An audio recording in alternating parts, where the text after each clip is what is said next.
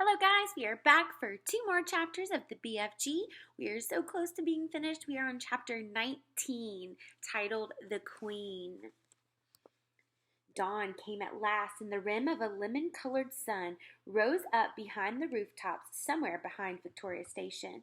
A while later, Sophie felt a little of its warmth on her back and was grateful. In the distance, she heard a church clock striking. She counted the strikes. There were 7.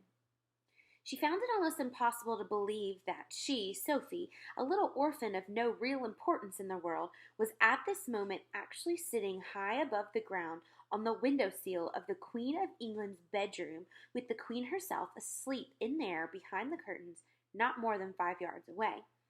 The very idea of it was absurd. No one had ever done such a thing before. It was a terrifying thing to be doing. What happened if the dream didn't work? No one, least of all the Queen, would believe a word of her story. It seemed possible that nobody had ever woken up to find a small child sitting behind the curtains on his or her window-sill. The Queen was bound to get a shock. Who wouldn't? With all the patience of a small girl who had something important to wait for, Sophie sat motionless on the window-sill. How much longer, she wondered. What time do queens wake up? Faint stirrings and distant sounds came to her from deep inside the belly of the palace. Then, all at once, beyond the curtains, she heard the voice of the sleeper in the bedroom. It was a slightly blurred sleep-talker voice. "Oh, no!" it cried. "No, don't! Someone stop them! Don't let them do it! I can't bear it! Oh, please stop them! It's horrible! Oh, it's ghastly! No, no, no!"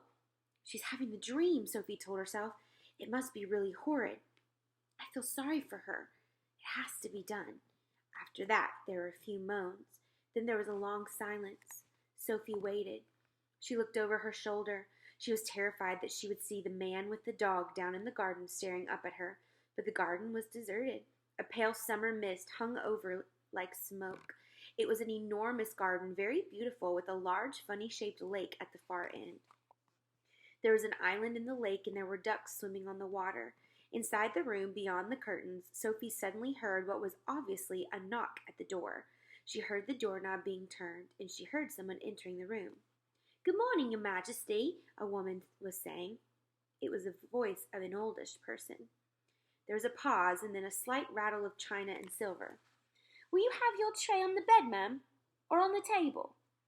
"Oh, Mary, something awful has just happened."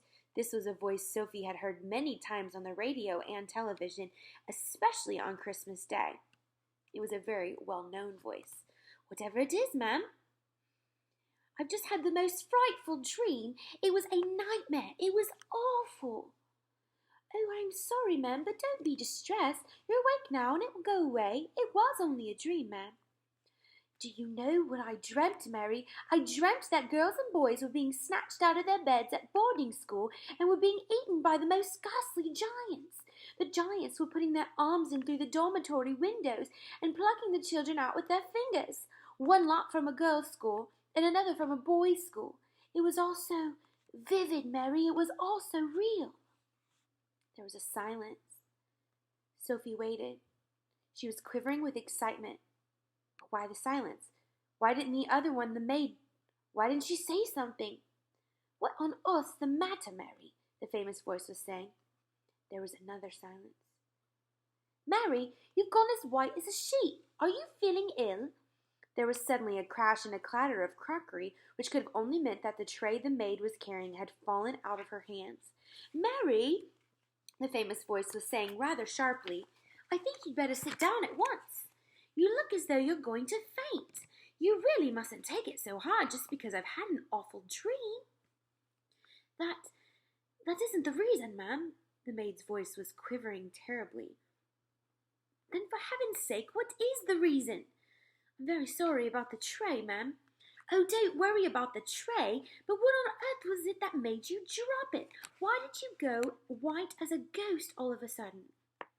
"You haven't seen the papers yet, have you, ma'am?" "No, what do they say?" Sophie heard the rustling of a newspaper as it was being handed over.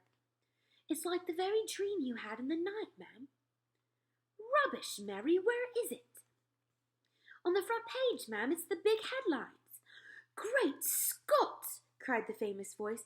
18 girls vanished mysteriously from their beds at Rodine's school.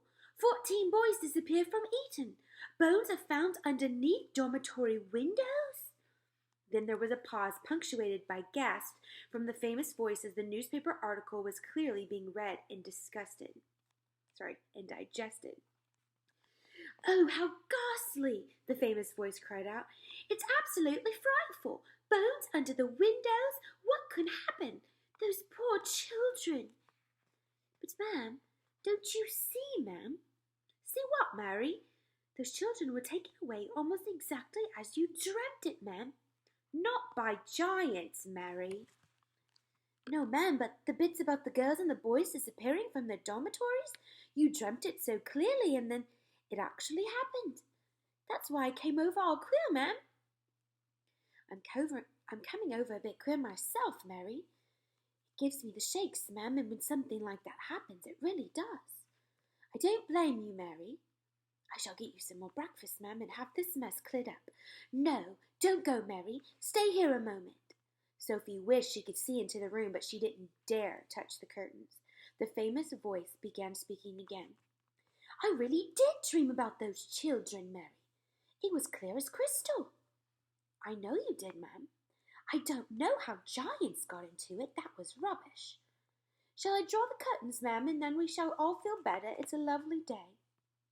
"Please do."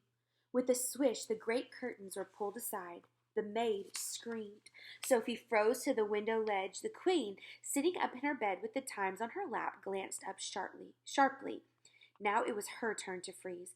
She didn't scream as the maid had done. Queens are too self-controlled for that. She simply sat there staring wide-eyed and white-faced at the small girl who was perched on her windowsill in a nightie. Sophie was petrified. Curiously enough, the queen looked petrified too. One would have expected her to look surprised, as you or I would have done when we discovered a small girl sitting on our windowsill first thing in the morning. But the queen didn't look surprised. She looked genuinely frightened.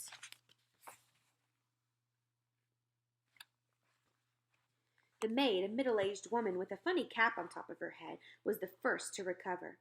"What in the name of heaven do you think you're doing in here?" she shouted angrily to Sophie. Sophie looked beseechingly towards the queen for help. The queen was staring at Sophie. Gaping at her would be more accurate.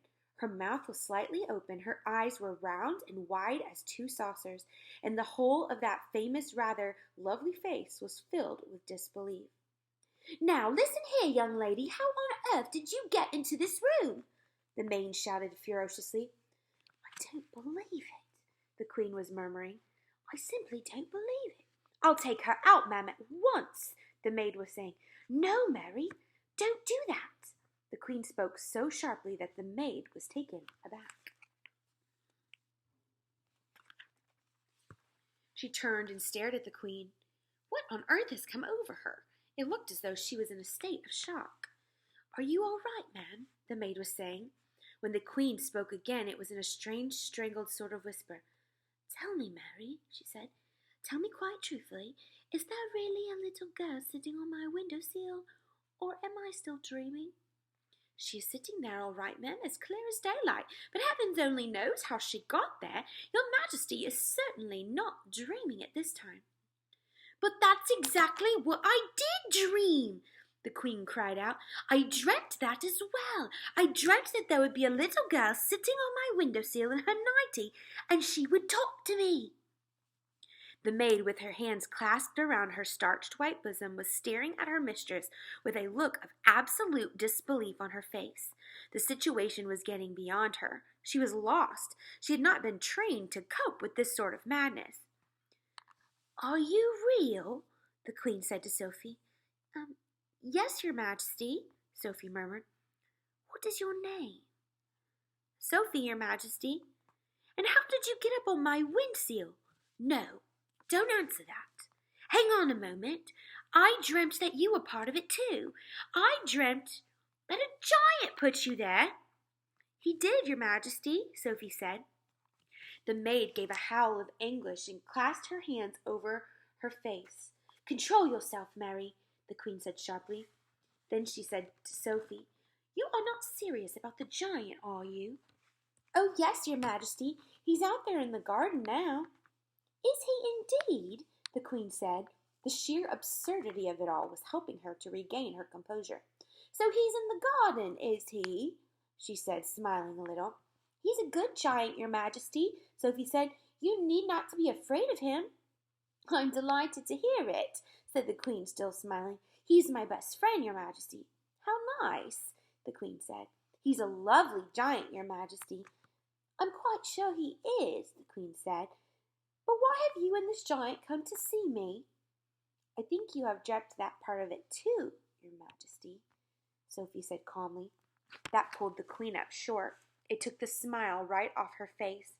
She certainly had dreamed that part of it. She was remembering now how, at the end of her dream, it had said that a little girl and a big friendly giant would come and show her how to find the 9 horrible man-eating giants.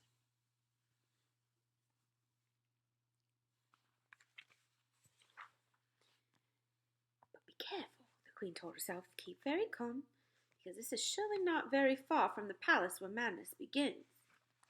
You did dream that, didn't you, your majesty? Sophie said. The maid was out of it now. She just stood there goggling. Yes, the queen murmured. Yes, now you come to mention it. I did, but how do you know what I dreamed? Oh, that's a long story, your majesty, Sophie said. Would you like me to call the big friendly giant? The queen looked at the child. The child looked straight back at the queen, her face open and quite serious. The queen simply didn't know what to make of it. Was someone pulling her leg, she wondered? Shall I call him for you? Sophie went on. You'll like him very much. The queen took a deep breath. She was glad no one except her faithful old Mary was there to see what was going on. Very well, she said. You may call your giant. No, wait a moment. Mary, pull yourself together and give me my dressing gown and slippers. The maid did as she was told. The queen got out of bed and put on a pale pink dressing gown and slippers. You may call him now, the queen said.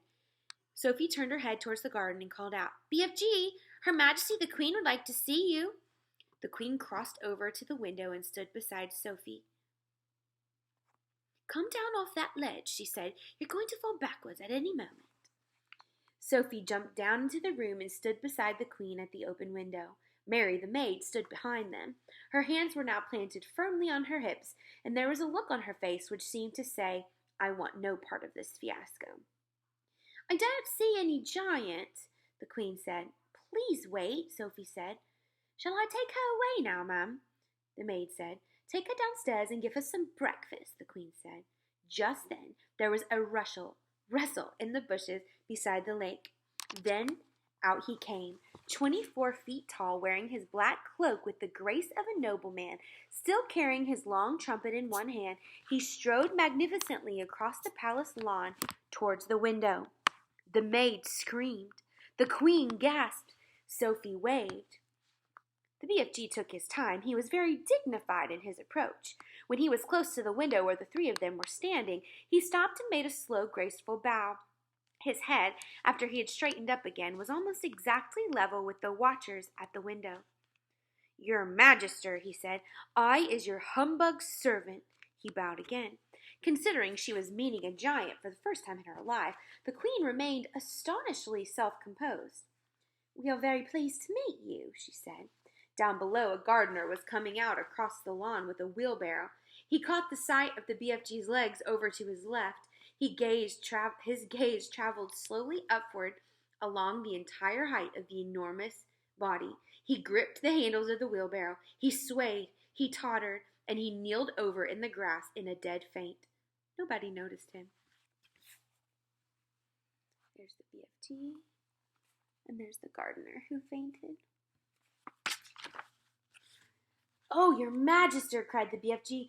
Oh, Queen, oh, Monarcher, oh, good Sovereign, oh, ruler of straight lines, oh, Sultana, I is come here with my little friend Sophie to give you a... The BFG hesitated, searching for the word. To give me what? The Queen says. Assistance, the BFG said, beaming. The Queen looked puzzled. He sometimes speaks a bit funny, your Majesty. He never went to school, Sophie said. Then we must send him to school, the Queen said. We have some very good schools in this country. I has great secrets to tell your Magister, the BFG said. I should be delighted to hear them, the Queen said, but not in my dressing gown. Shall you wish to get dressed, ma'am? The Queen said. Have either of you had breakfast? The Queen said. Oh, could we? Sophie said. Oh, please, I haven't eaten a thing since yesterday. I was about to have mine, the Queen said, but Mary dropped it. The maid gulped. I imagine we have more food in the palace, the Queen said, speaking to the BFG. Perhaps you and your little friend would care to join me? Will it be repulsant snozzcumbers, Magister? The BFG asked. Will it be what? The Queen said. Stinky snozzcumbers, the BFG said. What is he talking about? The Queen said. It sounds like a rude word to me. She turned to the maid and said, Mary, ask them to serve breakfast for 3 in the... I think it had better be in the ballroom. That has the highest ceiling. To the BFG, she said, I'm afraid you will have to go through the door on your hands and knees. I shall send someone to show you the way. The BFG reached up and lifted Sophie out of the window. You as I is leaving Her Majesty alone to get dressed, he said. No, leave the little girl here with me, the Queen said. We'll have to find something for her to put on.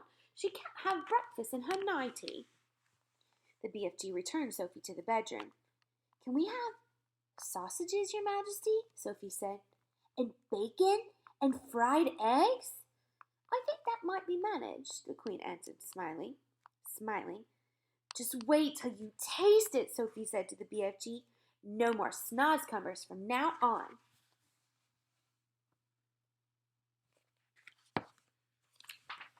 Chapter 20. The Royal Breakfast. There was a frantic scurry among the palace servants when orders were received from the Queen that a 24-foot giant must be seated with Her Majesty in the great ballroom within the next half hour. The butler, an imposing personage named Mr. Tibbs, was in supreme command of all of the palace servants, and he did the best he could in the short time available.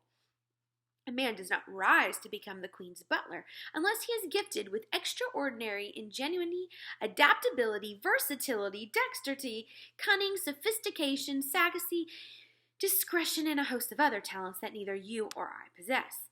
Mr. Tibbs had them all. He was in the butler's pantry sipping an early morning glass of light ale when the order reached him. In a split second, he had made the following calculations in his head. If a normal 6-foot man requires a 3-foot-high table to eat off of, a 24 giant would require a 12-foot-high table. And if a 6-foot man requires a chair with 2-foot seat high, a 24-foot giant will require a chair with an 8-foot-high seat. Everything, Mr. Tibbs told himself, must be multiplied by 4. 2 breakfast eggs must become 8. 4 rashers of bacon must become 16. 3 pieces of toast must become 12, and so on. These calculations about food were immediately passed to Monsieur Papillon, the royal chef. Mr. Tibbs skimmed into the ballroom. Butlers don't walk, they skim over the ground, followed by a whole army of footmen. The footmen wore all knee breeches, and every one of them displayed beautifully rounded calves and ankles. There is no way you can become a royal footman unless you have a well-turned ankle. It is the first thing they look at when you're interviewed. Push the grand piano in the center of the room, Mr. Tim whispered. Butlers never raised their voices above the softest whisper. 4 footmen moved the piano. Now fetch a large chest of drawers and put on the top of the piano, Mr. Tibbs whispered. 3 other footmen fetched a very fine Chippendale mahogany chest of drawers and placed it on top of the piano. That will be his chair, Mr. Tibbs whispered. It is exactly 8 feet off the ground. Now we will make a table upon which this gentleman may eat his breakfast in comfort. Fetch me 4 very tall grandfather clocks. There are plenty of them around the palace. Let each clock be 12 feet high. 16 footmen spread out around the palace to find the clocks. They were not easy to carry, but required 4 footmen to each one. Place the 4 clocks in a rectangle 8 feet by 4 along the grand piano, Mr. Tibbs whispered. The footman did so. Now fetch me the young prince's ping-pong table, Mr. Tibbs whispered.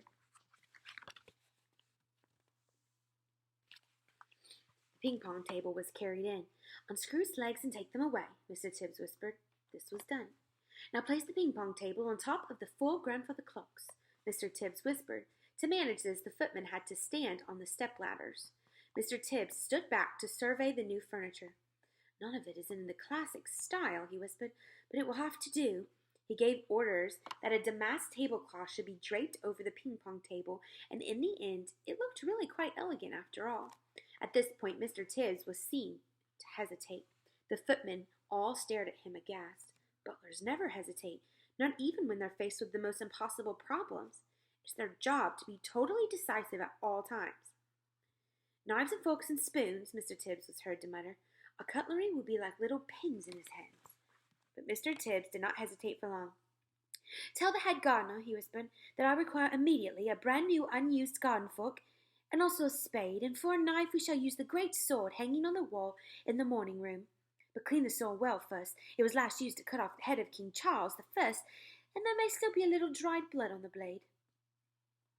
When all this had been accomplished, Mr. Tibbs stood near the center of the ballroom, casting his expert butler's eye over the scene. Had he forgotten anything? He certainly had. What about a coffee cup for the large gentleman? "Fetch me," he whispered, "the biggest jug you can find in the kitchen." A splendid 1-gallon porcelain water jug was brought in and placed on the giant's table beside the garden fork and the garden spade and the great sword. So much for the giant. Mr. Tibbs had then the footman move a small delicate table and 2 chairs alongside the giant's table.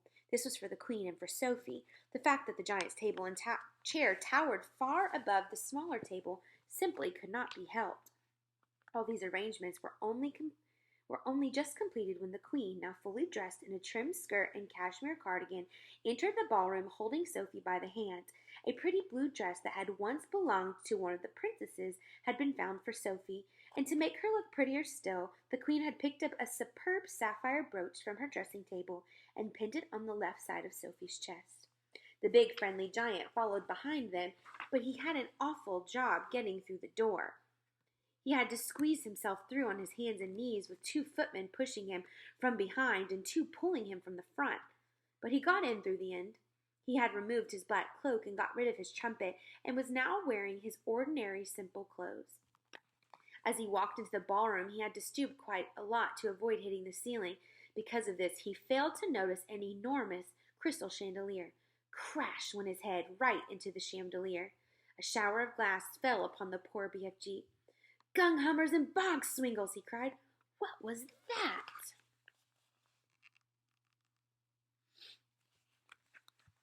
"It was Louis XV," the Queen said, looking slightly put out. "He's never been in a house before," Sophie said. Mr. Tibbs scowled. He directed 4 footmen to clear up the mess. Then, with a disdainful little wave of the hand, he indicated to the giant that he should seat himself on top of the chest of drawers on top of the grand piano. "What a fizz-whizzing, flush-bunking seat!" cried the BFG. "I is going to be bug as a snug in a rug up there." "Does he always speak like that?" the Queen asked. "Quite often," Sophie said. "He gets tangled up with his words." The BFG sat down on the chest of drawers piano and gazed in wonder around the great ballroom. "By gumdrops!" he cried.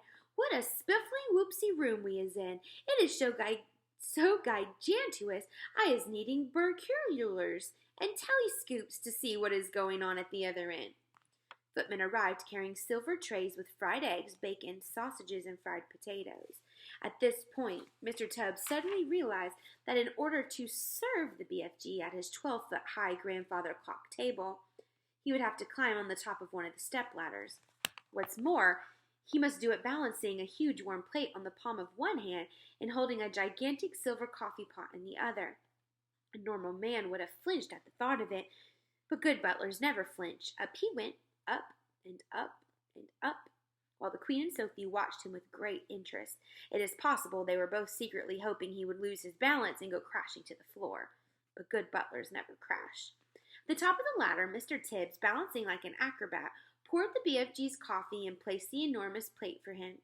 On the plate there were 8 eggs, 12 sausages, 16 rashers of bacon, and a heap of fried potatoes. "What is this, please, your Magister?" the BFG asked, peering down at the Queen. There's Sophie and the Queen, and then BFG with Mr. Tibbs right here. He has never eaten anything except snozzcumbers before in his life, Sophie explained. They taste revolting. They don't seem to have stunted his growth, the Queen said. The BFG grabbed the garden spade and scooped up all the eggs, sausages, bacon, and potatoes in one go and shoveled them into his enormous mouth. By goggles, he cried, this stuff is making snozzcumbers taste like swatchwallop. The Queen glanced up frowning. Mr. Tibbs looked down at his toes, and his lips moved in silent prayer. That was only one titchy little bite, the BFG said. Is you having any more of this delunctious grubble in your cupboard, Magister? Tibbs, the Queen said, showing true regal hospitality, fetch the gentleman another dozen fried eggs and a dozen sausages. Mr. Tibbs swam out of the room muttering unspeakable words to himself and wiping his brow with a white handkerchief.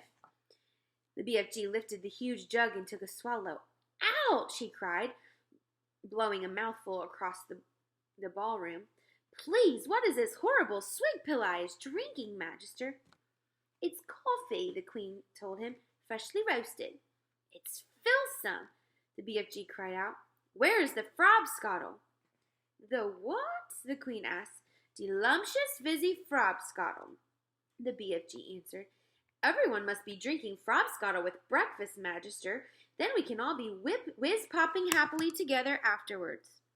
What does he mean? The Queen said, frowning at Sophie. What is whiz-popping?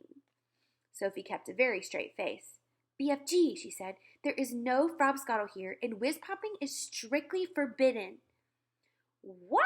Cried the BFG. No frobscottle? No whiz-popping? No galumptious music? No boom-boom? Absolutely not, Sophie told him firmly. If he wants to sing, please don't stop him, the music said. He doesn't want to sing, Sophie said. He said he wants to make music, the Queen went on. Shall I send for a violin? No, Your Majesty, Sophie said. He's only joking. A sly little smile crossed the BFG's face. Listen, he said, peering down at Sophie. If they isn't having any frobscottle here in the palace, I can still go whiz-popping perfectly well without it if I was trying hard enough. No, cried Sophie. Don't. You're not to, I beg you. Music is very good for the digestion, the Queen said. When I'm up in Scotland, they play the bagpipes outside the window while I'm eating.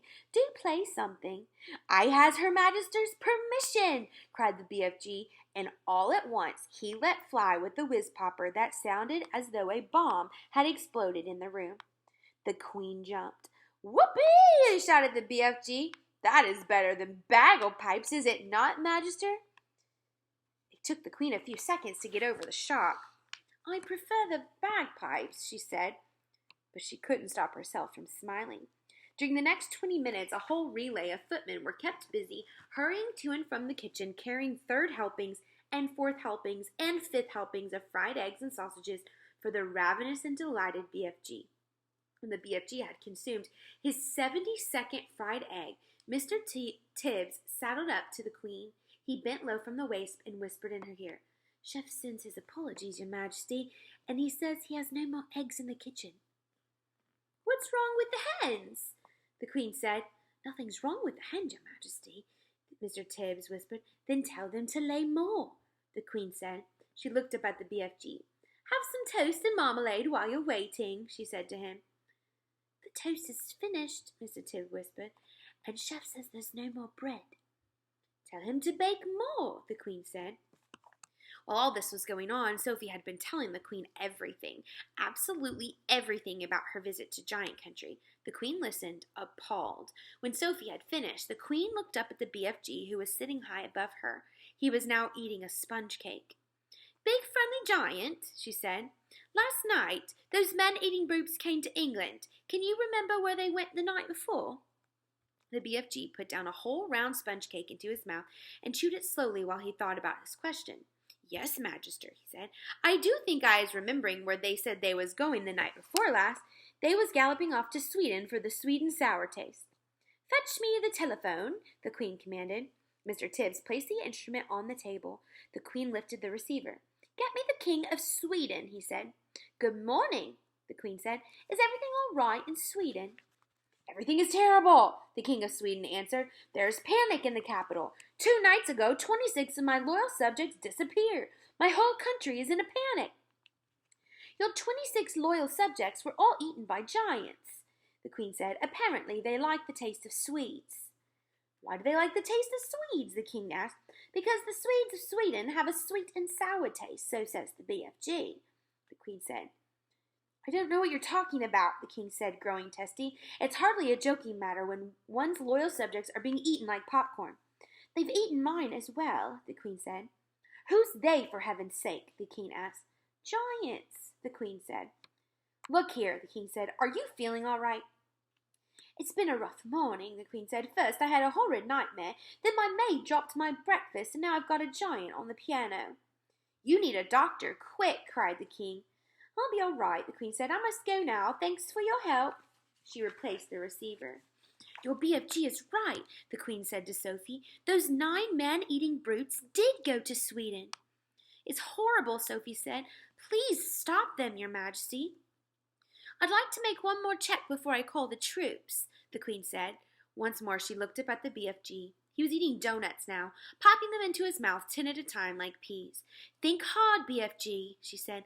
Where did those horrid giants say they were galloping off to 3 nights ago? The BFG thought hard. Oh, he cried at last. Yes, I was remembering. Where? Asked the BFG. One was off to Baghdad, the BFG said, as they is galloping past my cave. Flesh Lump Eater is waving his arms and shouting at me, I is off to Baghdad, and I is going to Baghdad, and Mum, and every one of their 10 children as well. Once more the Queen lifted the receiver. Get me the Lord Mayor of Baghdad, she said, and if they don't have a Lord Mayor, get me the next thing. In 5 seconds, a voice was on the line. Here's the voice of Sultan the Baghdad speaking, the voice said.